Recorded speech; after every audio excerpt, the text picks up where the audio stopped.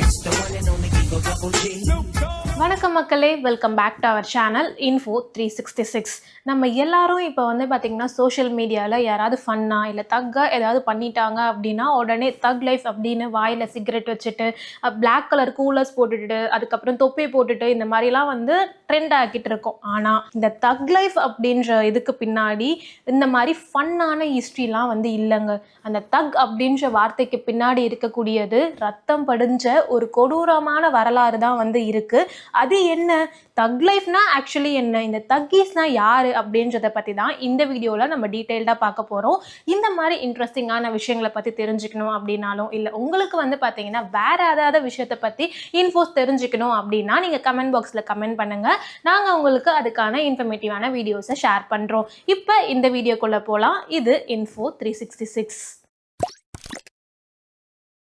இப்போ நம்ம எல்லாருமே ஃபன்னாக யூஸ் பண்ணுற இந்த தக் அப்படின்ற வார்த்தை வந்து உண்மையாகவே ஃபன்னியான வேர்டாக இருந்தது இல்லைங்க அந்த காலகட்டங்களில்.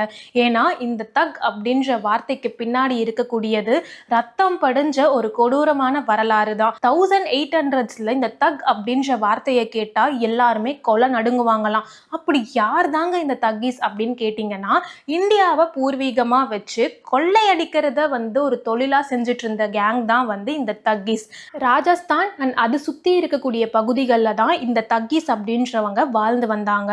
அது மட்டும் இல்லாமல் காடு சுற்றி இருக்கக்கூடிய மக்கள்கிட்டையும் அந்த காடு வழியாக தனியாக யாராவது போகிறாங்க அப்படின்ற மக்கள்கிட்ட பொருட்களை வந்து கொள்ளையடிக்கிறது தான் இந்த தக்கீஸோட வழக்கமாக இருக்குது. இதுக்குன்னு இவங்க ஒரு ஸ்டைலே வச்சுருக்காங்க. ஒவ்வொரு கொள்ளையர்களுக்குமே ஒரு ஸ்டைல் ஆஃப் பேட்டர்னை வந்து பார்த்திங்கன்னா ஃபாலோ பண்ணுவாங்க. இந்த தக்கீஸோட பேட்டர்ன் ஆஃப் கொள்ளையடிக்கிறது என்ன அப்படின்னு பார்த்தீங்கன்னா, கர்ச்சிஃப் இல்லைனா வந்து கயிறால வந்து கழுத்தை நெரிச்சு அந்த மக்களை கொன்று அவங்க கிட்ட இருக்க பொருட்களை தான் வந்து இவங்க கொள்ளையடிச்சிட்டு போவாங்க. சில நேரங்களில் சம்டைம்ஸ் வந்து பார்த்தீங்கன்னா கொள்ளையடிக்கும் போது அவங்கள வந்து பார்த்தீங்கன்னா அவங்களோட பாடியை கிணத்துல தள்ளி விட்டுருவாங்க.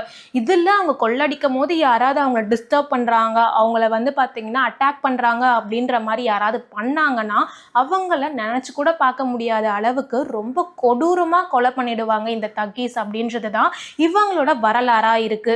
இதுல என்னன்னு பாத்தீங்கன்னா, இந்த தக்கீஸ் கேங்ல வந்து உறுப்பினரா இருக்கிறவங்களுக்கு உரிமையை வந்து எப்படி கொடுப்பாங்கன்னா, பரம்பரையா இருந்துட்டு வரவங்களுக்கு மட்டும்தான் இந்த தக் கேங்ல வந்து பாத்தீங்கன்னா உறுப்பினர்களா இருக்க முடியும். வெளியாட்கள் யாராவது வந்து இவங்க கேங்ல ஜாயின் பண்ணணும்னு நினைக்கிறாங்க அப்படின்றப்ப அங்க இருக்கக்கூடிய இனிய குருக்கள் அவங்க கிட்ட ப்ராப்பரான ட்ரைனிங்லாம் எடுத்து அவங்க அப்ரூவ் பண்ணால் மட்டும்தான் இந்த தக்கீஸ் கேங்கில் வந்து வெளியாட்கள் வந்து ஜாயின் பண்ண முடியும் அப்படின்ற மாதிரி சொல்கிறாங்க. இதில் என்ன அப்படின்னா, தக்கீஸை பொறுத்த வரைக்கும் அவங்க கொள்ளையடிக்கிறத ஒரு தொழிலாக வேலையாக பார்த்துருக்காங்க. வறுமைக்காக நம்ம கொள்ளையடிக்கிறோம் அப்படின்ற நினைப்பே அவங்களுக்கு இருக்காது அப்படின்ற மாதிரி சொல்கிறாங்க. ஹிஸ்ட்ரியை எடுத்து பார்த்தோம் அப்படின்னா, ஒரு தனி வன்முறை கேங் வந்து பண்ண அதிகபட்ச கொலைகளாக இந்த தக்கீஸ் பண்ண கொலைகளான இந்த 5 லட்சம் கொலைகள் தான் இருக்கும் அப்படின்ற மாதிரிலாம் நம்பப்படுது.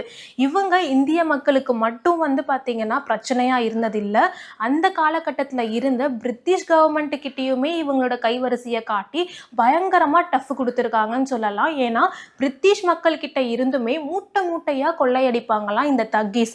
அதனாலேயே பிரிட்டிஷ் கவர்மெண்ட் என்ன பண்ணுறாங்க அப்படின்னா, 1836 இருந்து 1848 இந்த காலகட்டத்தில் தக்கீஸை அழிக்கணும் அப்படின்றதுக்காகவே பிரிட்டிஷ் கவர்மெண்ட் ஒரு சட்டத்தை கொண்டு வந்தாங்க. அப்படி கொண்டு வந்த சட்டத்தின் மூலியமா நிறைய தக்கீஸை வந்து பார்த்தீங்கன்னா ரொம்ப கொடூரமாக கொலை பண்ணியிருக்காங்க. தூக்கு தண்டனை கொடுத்துருக்காங்க. ஜெயிலில் எந்த அளவுக்கு கொடூரமாக சித்திரவதை பண்ணி வந்து அவங்கள இறக்க வைக்க முடியுமோ அந்த மாதிரி விஷயங்களுமே பிரிட்டிஷ் கவர்மெண்ட் பண்ணியிருந்திருக்காங்க. இதில் சில பேரை வந்து பார்த்தீங்கன்னா ஆளில்லா தீவுக்கு நாடு கடத்தவும் செஞ்சுருக்காங்க. அப்படி தான் வந்து பார்த்தீங்கன்னா தக்கீஸ் அப்படின்ற இந்த ஒரு கேங்கை வந்து அழிச்சிருக்காங்க. இப்படி இருக்கக்கூடிய தக் அவங்களோட வரலாறு எப்படி நம்ம மத்தியில் இவ்வளோ ஃபன்னாக ஜாலியாக ட்ரெண்ட் ஆச்சு அப்படின்னு யோசிச்சு பார்த்தோம் அப்படின்னா, 20th செஞ்சுரியில் வந்து பார்த்தீங்கன்னா ரொம்பவே ஃபேமஸான பாப் சிங்கரான டுபக் ஷாக்கூர் அவர் வந்து அவரோட உடம்புல தக் லைஃப் அப்படின்ற ஒரு டேட்டுவை வந்து போட்டிருந்தாரு. அந்த டைமில் யங்ஸ்டர்ஸ் மத்தியில் இந்த தக் லைஃப் அப்படின்ற வேர்ட் வந்து பார்த்தீங்கன்னா ரொம்பவே ட்ரெண்ட் ஆக ஆரம்பிச்சுது.